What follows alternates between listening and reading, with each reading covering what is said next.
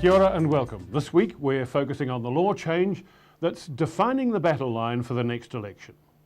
Well, the National-led government has initiated changes in the Employment Relations Act. These changes would allow employers to opt out of a negotiation for a multi-party collective employment agreement, provide an employment authority circuit breaker when union-employer negotiations reach a stalemate, including the imposition of a 60-day strike-free cool-off period, permit employers to make partial wage deductions when employees take partial strike action, such as adopting restricted work practices, and give employers and individual employees more flexibility in determining the hours of work and rest breaks.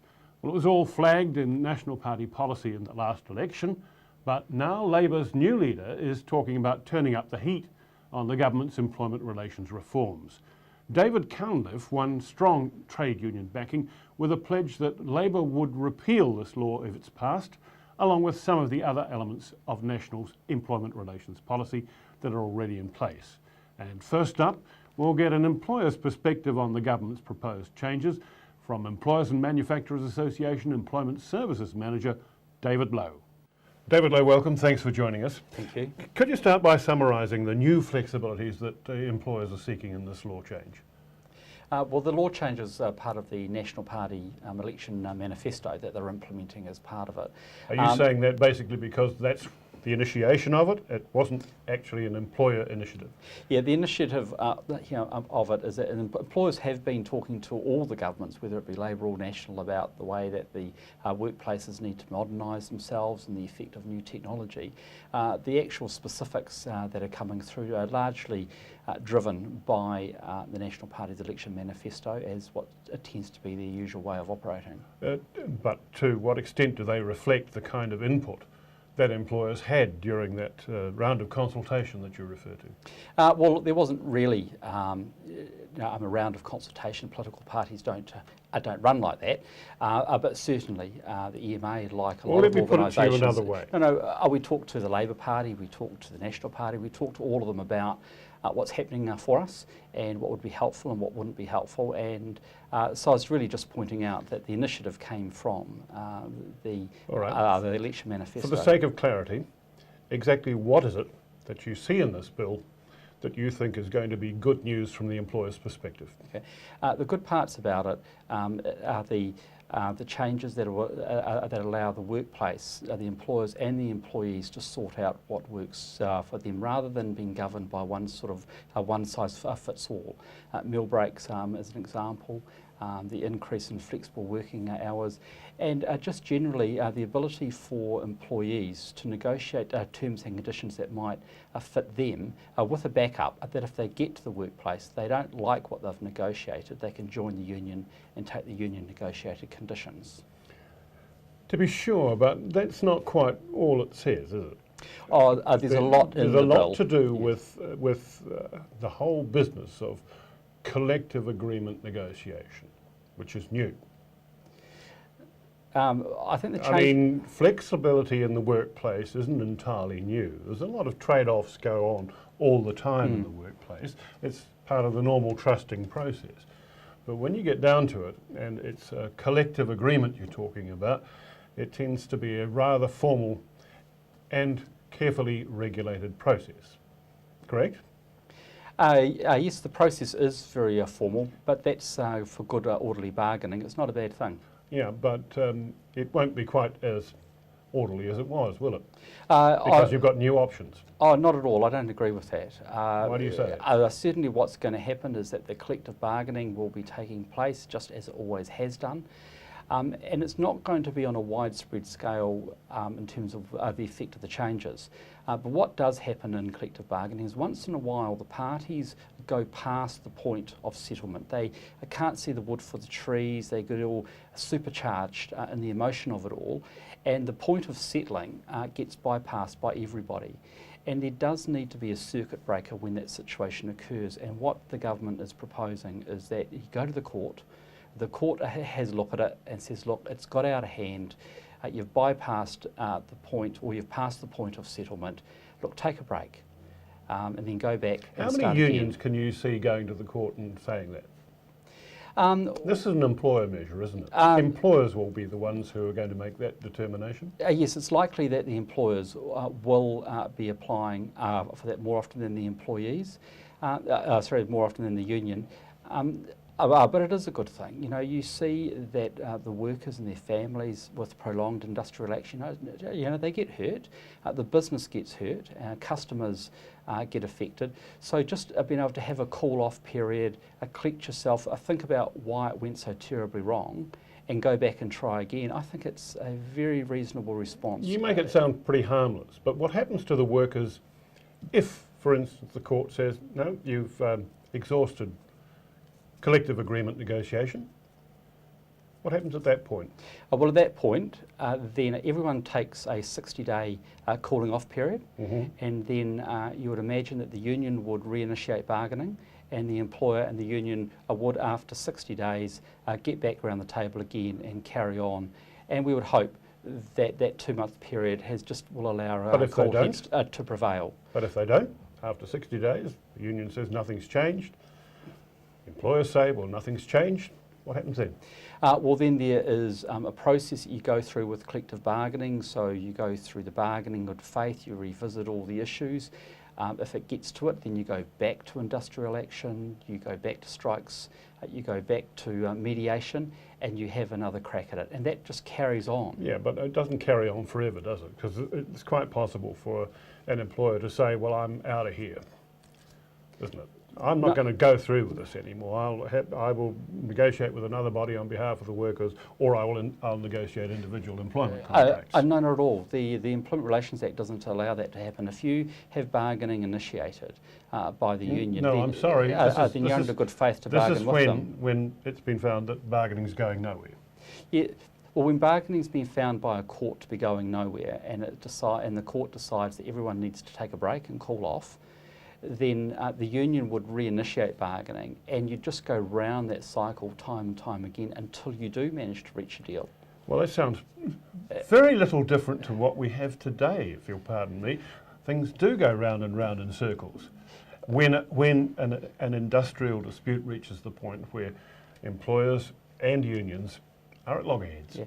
What's really important about the change is the emotional change that the court will bring to it, is that when the parties are unable to reach an agreement, there's been acrimonious industrial action, mediation hasn't worked. When a court says, look guys, this has just gone too far, look, take some time and cool off, and then if the union wishes to reinitiate bargaining, then do so and get back together and sort it out. The importance of a court actually saying that it's all gone too far, just to step back and cool off and then carry on. I think you can't underestimate the importance of that in encouraging the parties to reach a deal. You're putting it very politely as a reform, but why are you having the introduction of a new provision which would enable, in a situation where a partial strike, a work to rule, or some form of restrictive work practice has been applied by a group of unionists in negotiations, are you now seeking the authority, or being offered the authority, to make a partial wage deduction?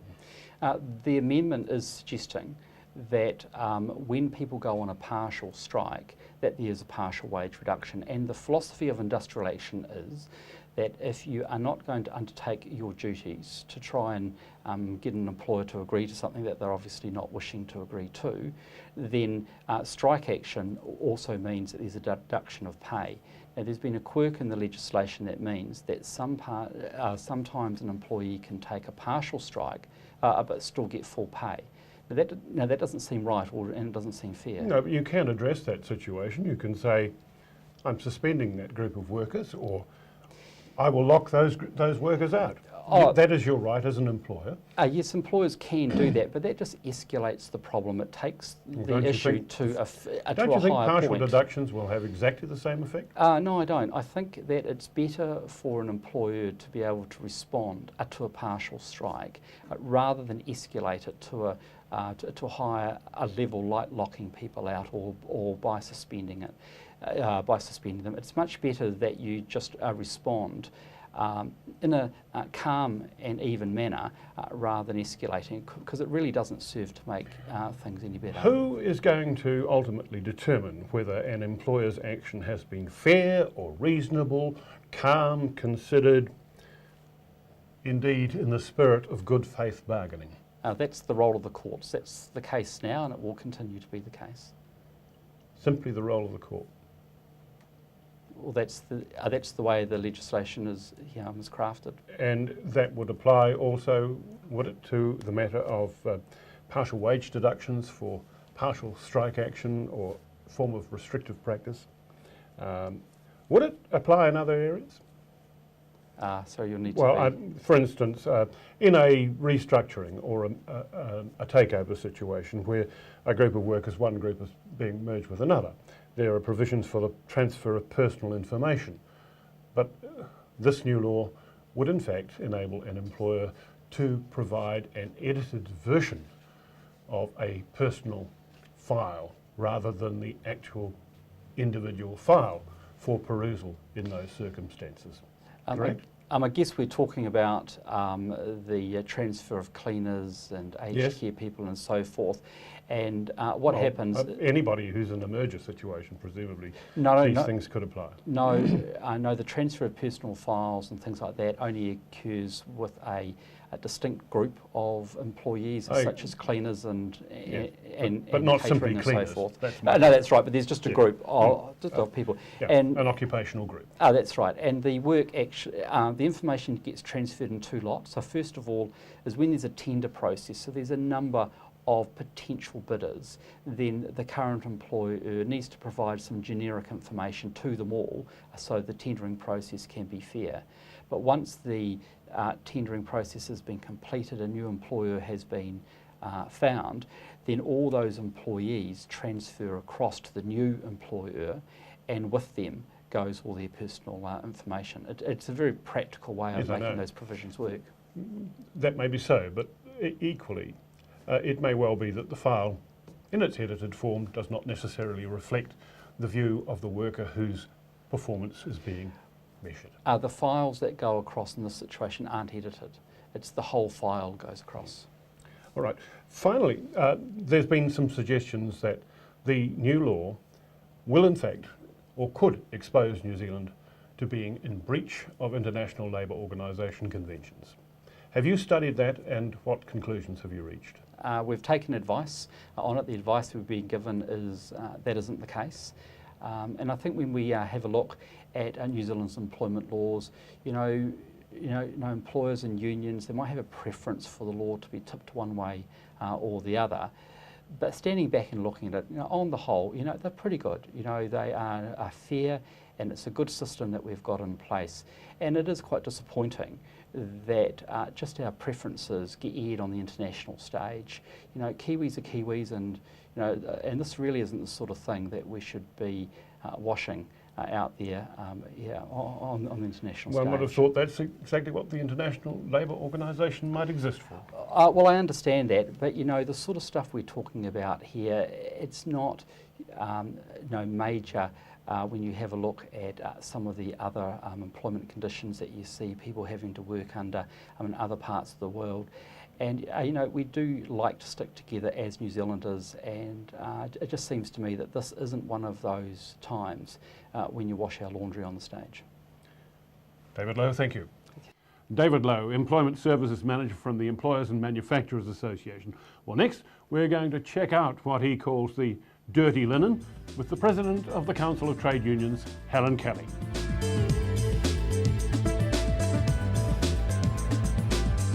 Well, if employers seem relaxed about the new Employment Relations Amendment Bill, the trade unions certainly aren't.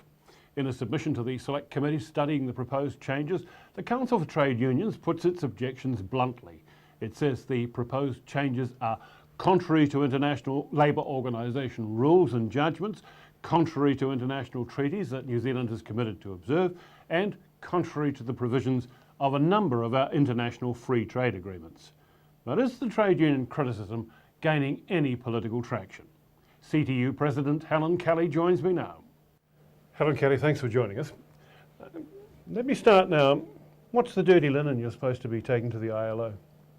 Well, of course, this is what the employers have said when we've said that the government's employment laws that they're putting through the Parliament at the moment breach the international labour conventions that the government has signed up to. So we are entitled to make a complaint once the legislation is passed. If we believe it breaches the law, we will make a complaint.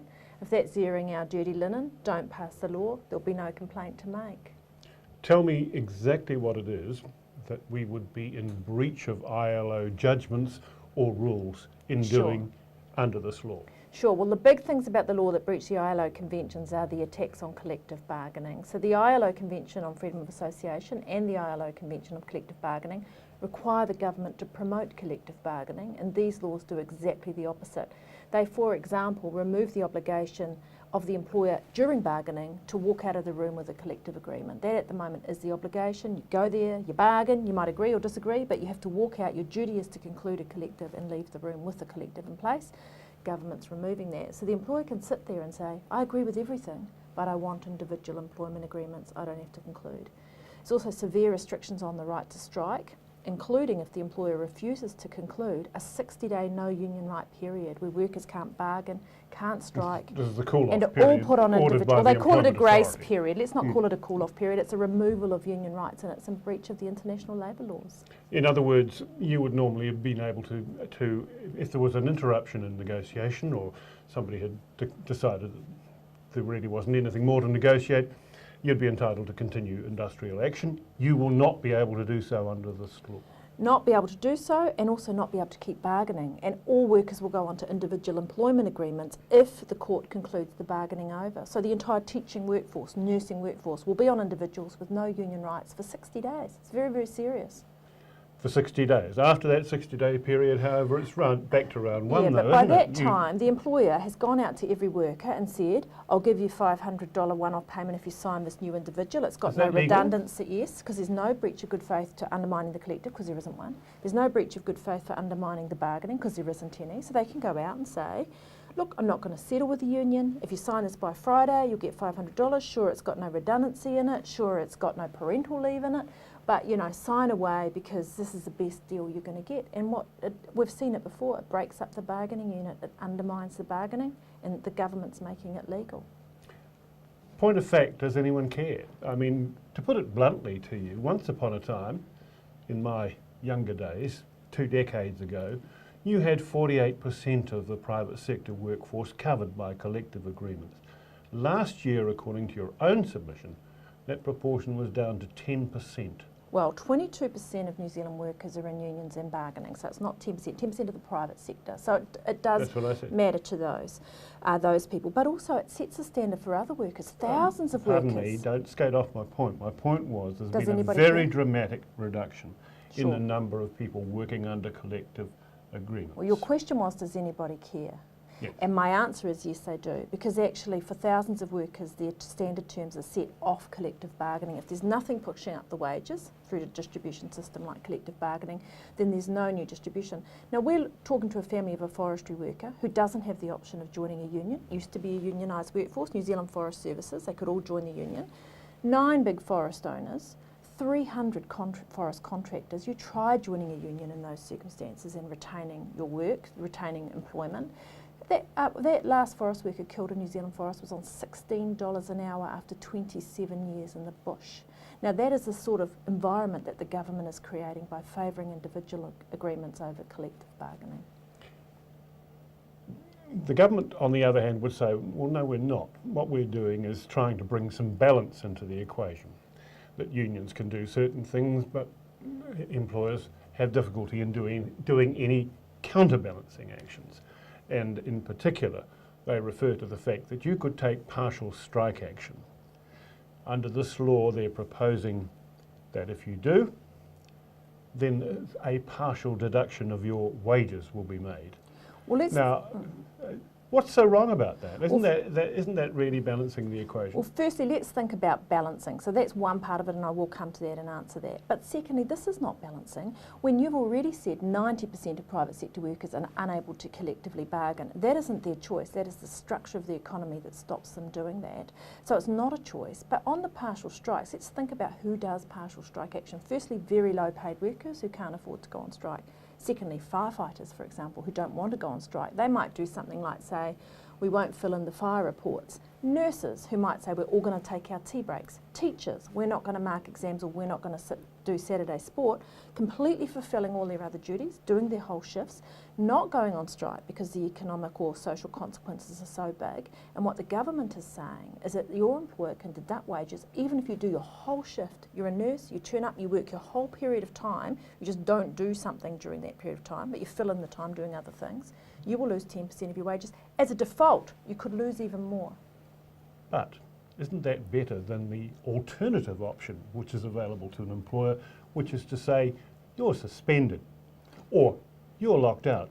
Well, the thing is and that's legal. Yeah, it is legal, and so is striking legal. And the question is whether this will just increase, for example, amongst services like I've mentioned, their necessity really to go on strike. The whole thing could actually cause more industrial disruption. The current system provides a system for bargaining, concluding, all of those things. The system the government's implementing could actually drive up the rate of industrial action. Let me revert to the matter of collective employment negotiation. You say that this is an assault on that system. Mm-hmm.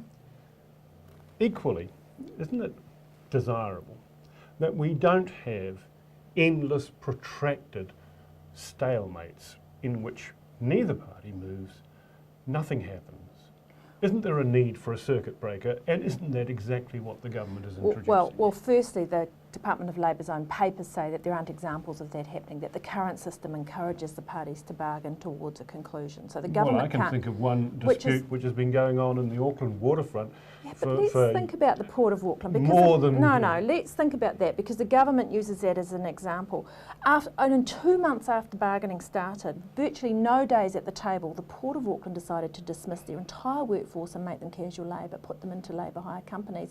And the wharfies fought back. And the reason that they were not contracted out was because of the obligation to conclude, the very obligation that the government is now removing. Now, if the government wants to remove protracted bargaining, it could strengthen bargaining for unions. It could provide a circuit breaker where the court can come in and determine the conditions of workers. What it's actually doing is removing the right to collectively bargain. Now, they can dress it up as any way that they like, but that's the reality of it. It's removing the tea break and the lunch break for workers who don't have collective agreements. This is an all-out attack. I want to come back to that, because that's another feature of the legislation, that they say it is providing flexibility about the matter of working hours and the provision of work breaks. Well, given the fact that there are workers who are prepared to trade away a tea break or a work break in order to get home half an hour early to meet their home responsibilities, and that's quite common in workplaces, and it just seems to get worked out. Why is it such an issue now? Somebody says, well, we're going to codify it in law. They're not codifying that in law. They're not codifying going home half an hour early. The reality is that New Zealand workers are working some of the longest hours in the OECD to make ends meet, and then not making ends meet. And the same forestry worker I was telling you about, 11 and a half hours a day, 12 hours a day. Really? No tea break? I mean, this tea break law came in 2008 because many, many workers were not getting a tea break, not getting a lunch break. And there are real issues around that. What should work look like? Really? People shouldn't be able to have a break, a cup of tea? The tea break is a paid break. And to remove it is an absolute insult intended to humiliate working people, total disregard for their needs and for basic human decency at work, as is the employment law. We both know that may well be the way a bad employer behaves, so but there why are many legislate for bad employers, aren't there, employers? who do say, Why look, legislate? we'll let you get home half an hour early because we know you've got the kids coming back from What's school. half an hour early when there's no hours of work? There's no hours of work in this country. Is half an hour early after 11 hours? Is half an hour early after 7.5 hours? I mean, you're really living in the old ages here, that people go for 8 hours and they get home after 7.5. We know that poor workers in this country And actually public servants and all sorts of workers are working longer and longer and longer hours. It's a nonsense half an hour early to get the kids home from school. Actually what this law does, and the cabinet papers say this, is drive wages down, allows employers to drive wages down, and that will result in people working more hours to make ends meet. Well, you've been stomping the country since June, July, Yeah. talking to people in the workplace. I haven't heard a howl of outrage. Well, I have. You have. Absolute howl You've of heard outrage. at your meetings, yes. Yep. But And I mean, beyond? yeah, beyond that, hardly anybody knows this is going on. We had big rallies and we had massive turnouts at those rallies in Christchurch, Wellington and Auckland. But the government is removing employment rights for over 1 million New Zealanders. And do you think we can get any coverage in the media about that? Any traction on that? No, it's very, very difficult, which is why we're going workplace to workplace. There were 12,000 submissions made. Well, you've got a new ally leading the Labour Party who says he's going to repeal this law. That's right. Is that going to make any difference? Yeah, not only is he saying he's going to repeal the law, but he's saying he's going to introduce proper employment law that allows workers to collectively bargain, that honours the ILO conventions and extends collective bargaining to workers like forestry workers, to workers like truck drivers, to workers that we know are being ripped off in this country. Well, we've been hearing your arguments. Has the government, and is there any sign of flexibility on the part of the government on these critical issues? No, I mean, we've got a Minister of Labour who says employers need more power in this country and workers need less, and that's what he intends to do. He has presented to the Cabinet that these changes will allow employers to drive wages down, and that's what he intends to do. And actually we haven't seen a single inkling of response to any of the issues that He we've has been said raising. that specifically. The Cabinet papers say that. The Cabinet papers say that these changes will allow, for example, employers to offer new workers lower wages, that collective bargaining delivers higher wages, so that, you know, the counter to that is that without collective bargaining wages will be lower. And international experience, the IMF says this. Is this going to be the defining issue of the next election? Well, we're hoping to make it that. So our campaign is running well beyond when this law gets passed, and if it gets passed, and you know, we'll firstly try to stop it, but the government's determined, and it'll come into force next April, and we will campaign on this right up to the next election. And what we know is that there will be disputes between now and then where workers find it difficult to conclude their collective agreements. How many election victories have been founded on the basis of an industrial stoush In what sense? in this country? What do you mean? I mean, how many elections have been won Oh, we're not by a planning to win it. party which is aligned with the union in an industrial stoush? Well, we're not planning to win this on an industrial stoush. What we're saying to New Zealand people, 50% of New Zealanders 3 weeks ago said they worry week to week whether their income will meet their basic needs. 50%, not some marginalised poor group. 2 out of 5 children are now living below the poverty line in houses where there's a full-time worker or someone self-employed. You know, this is now a crisis of wages in this country. It's holding us back. We intend to win this on the basis that it's a direct attack on millions of New Zealanders who rely on income as their primary source of economic security. Helen Kelly, thank you. You're welcome. Council of Trade Unions President Helen Kelly. And that's all in the Beatson interview this week. Thanks for your company, and I hope we'll see more of you and more of the nation's newsmakers next time. Till then, bye for now.